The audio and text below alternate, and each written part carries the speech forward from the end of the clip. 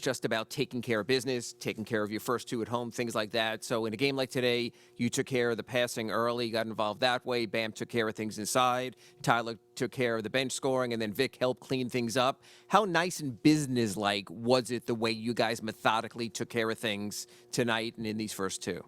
It's always nice to win. I think we just did what we were supposed to do at home. We're so talented all the way down our rosters. Everybody's so confident and comfortable whenever they get out there. It's like you can, play tuck at the 5, play tuck at the point. Vic comes in and does what he does. It's really like refreshing and assuring knowing that we got guys that can step up in any and all occasions. Jimmy, you know Joel as well as anybody in there. Are you expecting him to play Friday? Yep. I mean, I don't see why not. If he can. Health is always first. I know that. That's my guy. And I want to compete against him. I really do. I think they're a completely different team whenever he's out there on the floor, both offensively and defensively. So, we're looking forward to that. Obviously, everything changes if he's on the floor. What changes the most for you guys looking ahead to him being back?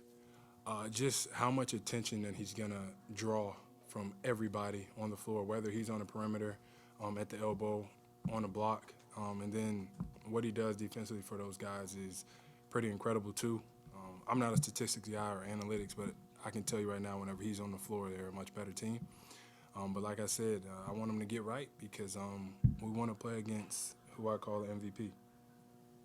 Jimmy, speaking of that, did you come out to be a playmaker, or was that just presented to itself, or is it a case with Kyle out?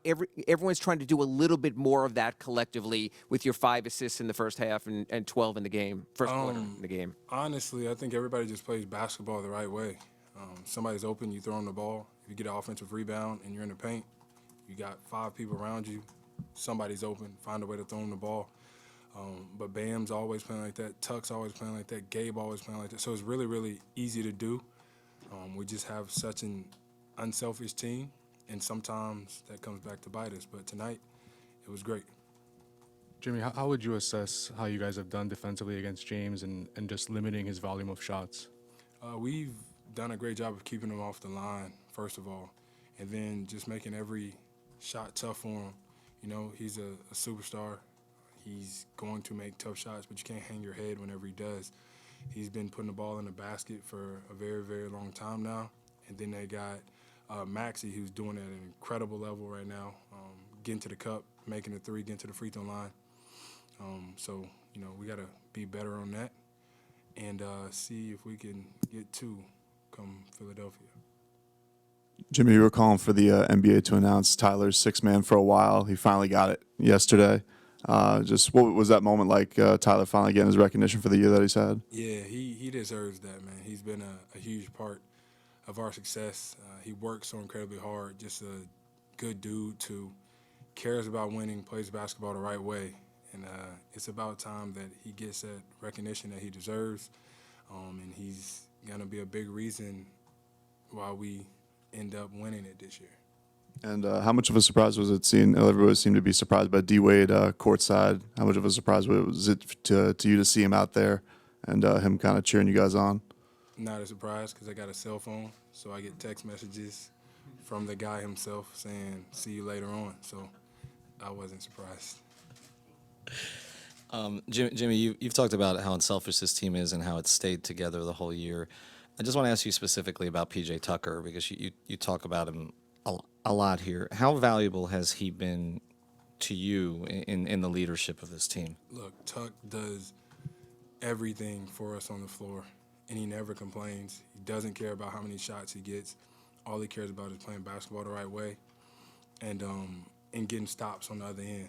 He's been like that his entire career. But he is a bucket, I can tell you that. Former, Big 12 Player of the Year. Like, he's a really good basketball player. And I don't know where we would be without him. Plus, he's paid a couple of my fines, so I want to keep him on my team. Jimmy, Bam as a play creator versus a finisher, what does it do for your half-court offense when he can toggle between the both of those? We want Bam to be Bam. And I think Spo says it all the time. And it's funny to me because like you're kind of damned if you do, damned if you don't. If he's being a playmaker, people are saying you want him to score more. If he's scoring a lot, then you want to be a playmaker. And we just always tell Bam, just be you. You know, if you make the right play, you make the right play. If you go get a bucket, you go get a bucket. But I think it helps us because he can do so many things on both sides of the floor, and he's just a smart basketball player, and he always wants to play the right way. And like he's been doing it for so many years now, and he's also a big part of us winning. All right, Jimmy, thank you.